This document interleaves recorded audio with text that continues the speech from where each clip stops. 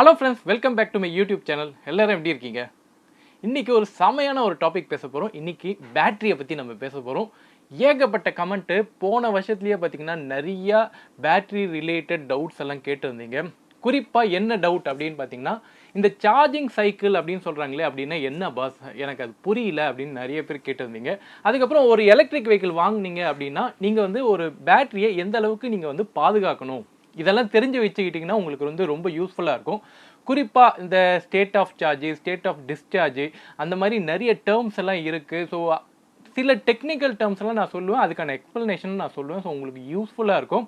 So ஒரு electric vehicle நீங்கள் வாங்கினீங்க அப்படின்னா ஒரு பேட்டரியை நீங்கள் எப்படி மெயின்டைன் பண்ணலாம், எப்படியெல்லாம் நீங்கள் வந்து சார்ஜிங் பிஹேவியரை வந்து நீங்கள் இம்ப்ரூவ் பண்ணலாம், அப்புறம் பேட்டரியோட லைஃப் முக்கியமாக நம்ம ஒரு எலக்ட்ரிக் வெஹிக்கிள் வாங்கினோன்னா ஹார்ட் ஆஃப் த வெஹிக்கிள் அப்படின்னா பேட்டரி தான். அதுதான் பெரிய காஸ்ட்டு.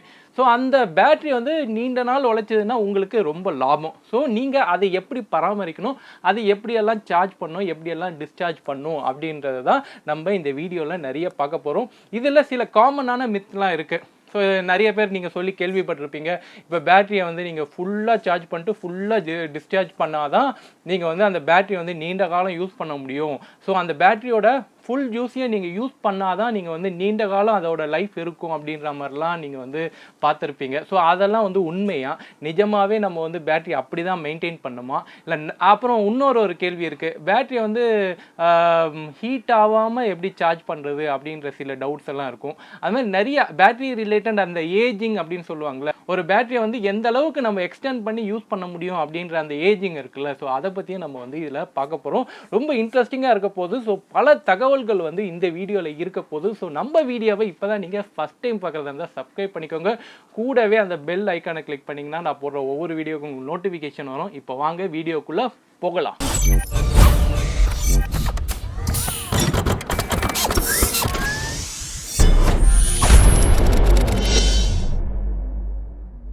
நம்ம எந்த எலக்ட்ரிக் வெஹிக்கிள் வாங்கினாலும் அதில் முக்கியமான ஒரு பங்கு எதில் இருக்குது அப்படின்னா அந்த பேட்டரியில் தான் இருக்குது.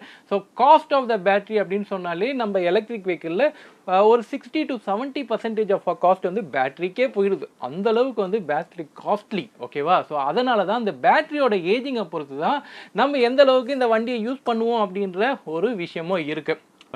ஸோ பேட்டரியோட ரீப்ளேஸ்மெண்ட் காஸ்ட் இப்போ ஹையர் சைடில் இருக்கிறதுனால நம்ம வந்து பேட்டரியோட ஏஜிங் அப்படின்றது ரொம்ப முக்கியமாக இதில் கவனிக்கப்படுறது. சரி, நீங்கள் இப்போ வந்து ஏதோ ஒரு எலக்ட்ரிக் வெஹிக்கிள் வாங்குறீங்க. ஸோ இந்த பேட்டரியை வந்து எப்படி சார்ஜ் பண்ணுறது அப்படின்ற ஒரு விஷயத்த டீலர் சைட்லேருந்தோ கம்பெனி சைட்லேருந்தோ சொல்லி இருப்பாங்க. பட் அது அந்த அளவுக்கு நம்ம வந்து பெரிய கன்சிடரபிள் பாயிண்ட்டை எடுத்துருக்க மாட்டோம். ப்ளஸ் அதை பெருசாக விளக்கமாக யாருமே இது வரைக்கும் சொன்னது கிடையாது. ஸோ நம்ம வந்து ஒவ்வொரு பார்ட்டாக பார்க்க போகிறோம். பேட்டரியை வந்து எப்படி சார்ஜ் பண்ணலாம் அப்படின்ற ஒரு சில தகவல்களை வந்து நான் சொல்கிறேன். எப்படி வந்து ரொம்ப எஃபிஷியண்ட்டாக நம்ம சார்ஜ் பண்ணலாம் அப்படின்ற சில தகவலும் சொல்கிறேன். ஓகேவா?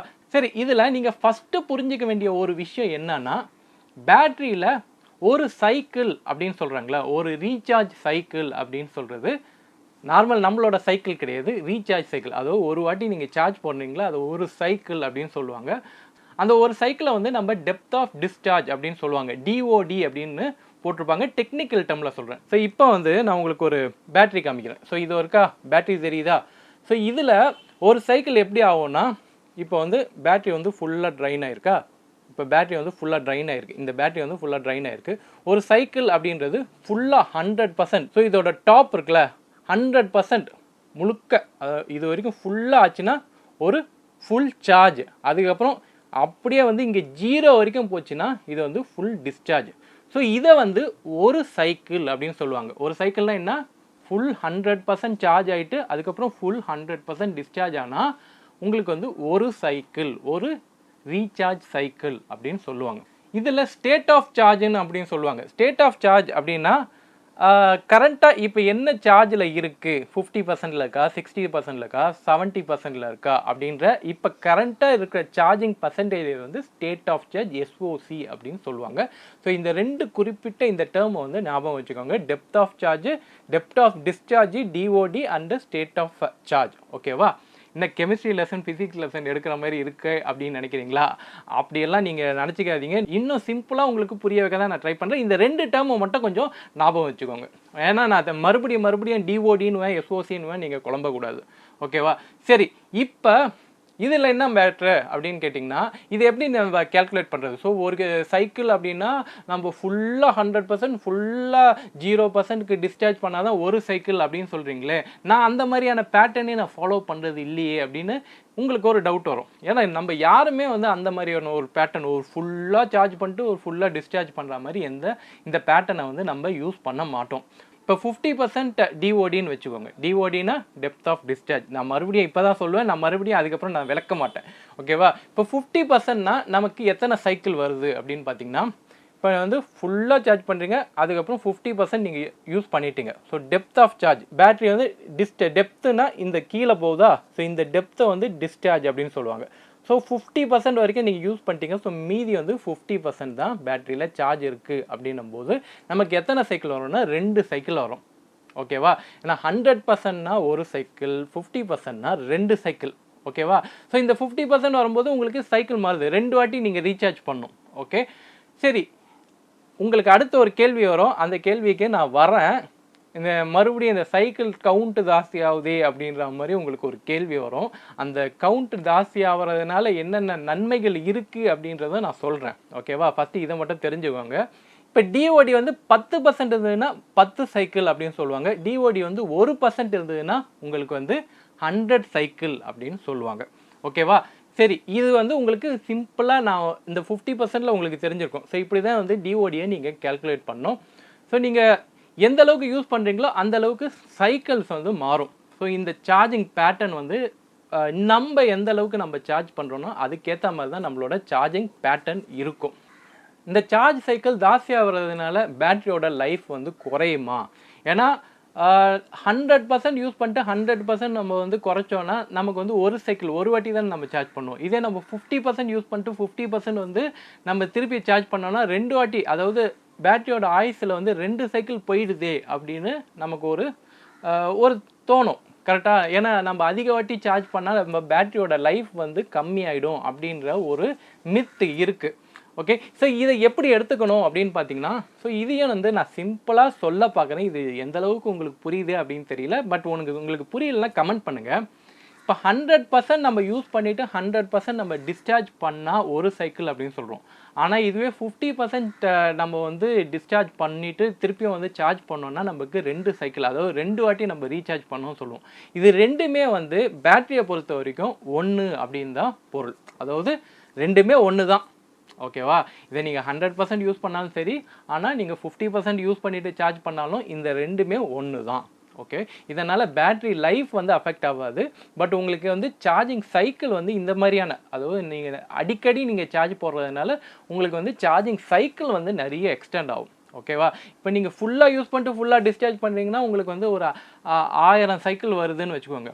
1000 வாட்டி ரீசார்ஜ் பண்ணுறீங்க அப்படின்னா, நீங்கள் 50% யூஸ் பண்ணிட்டு 50% சார்ஜ் பண்ணுறீங்க அப்படின்னா உங்களுக்கு 2000 சைக்கிள் வரும். ஓகே, ஸோ ரெண்டுமே 1 தான்.